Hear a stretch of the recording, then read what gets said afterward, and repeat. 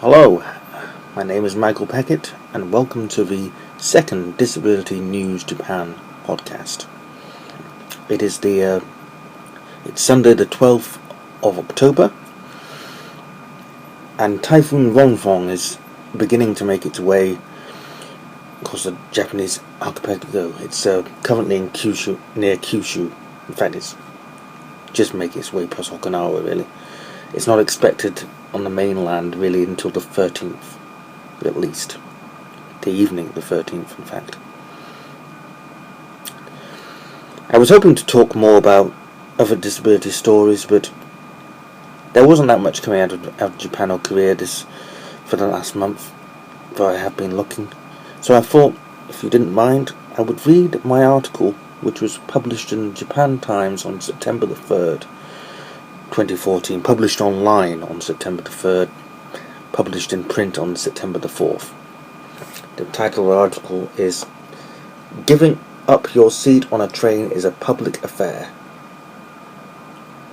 A recent article in the media in Japan about attitude and behaviour of able-bodied passengers towards reserved seating on trains reminded me of one of the few negative experiences I have endured as a disabled foreigner in Japan, and it pertains to the tricky art of acquiring use of the priority seats.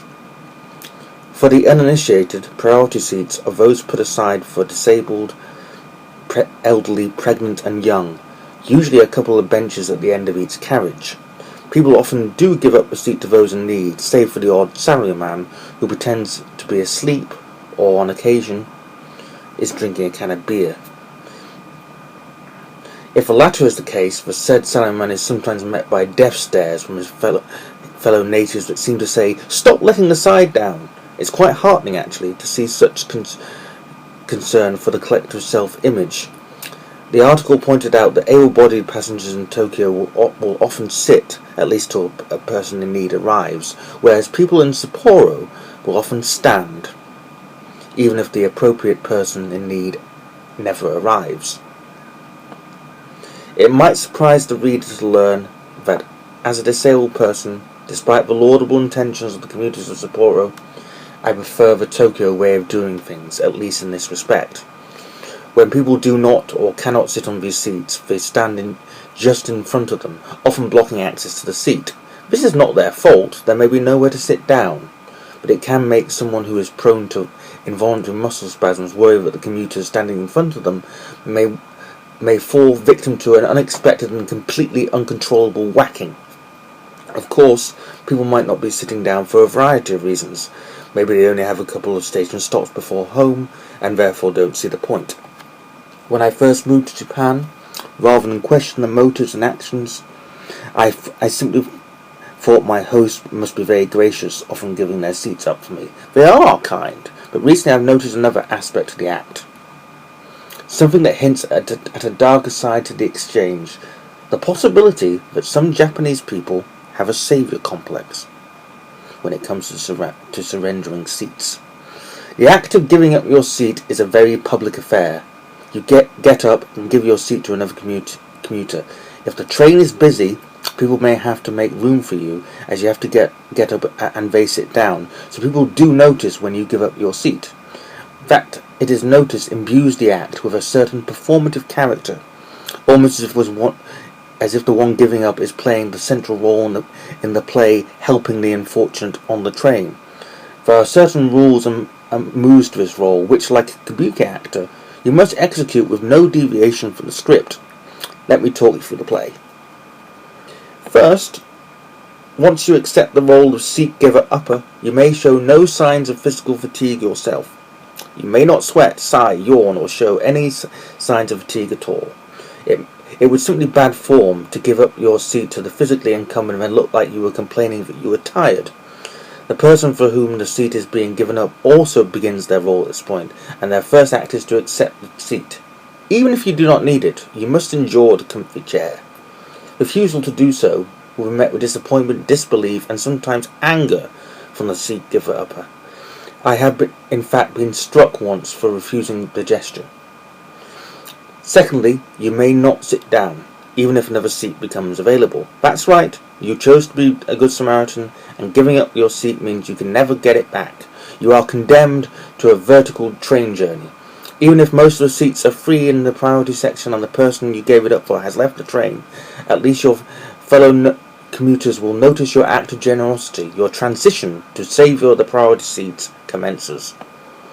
Now the third act. You must stand in front of the person who now occupies your seat, hanging from the handles. Why be charitable unless you can guilt the person you are helping? That is the only reason I can think of to explain why people do this. If they were trying to help me as a salesman, they would sit down and therefore be out of my way.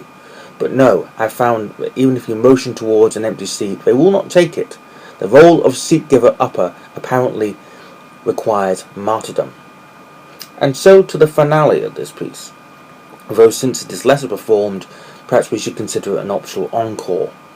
I have had the dubious pleasure of seeing it at least twice, most memorably performed by a 30-something man on a Keio in a Kasira line travelling from Shibuya to Kamaba to Daime, and again months ago by an elderly woman on a Kyoto-bound train in Osaka. This is the part where our hero can expect lots of gratitude for the act of charity. Being brought up to mind my P's and Q's, I begrudge no one a few thank yous. However, there are some for whom it seems at least thank yous are not enough. In each instance I thanked them with a single thank you and they looked visibly upset. I paused, bowed and repeated the thanks. I could swear a smile of relief rather than gratitude appeared on their faces. I imagine they thought, I came on this train, sat down, then got up and with the selflessness of a samurai facing battle gave up my seat to a disabled foreigner.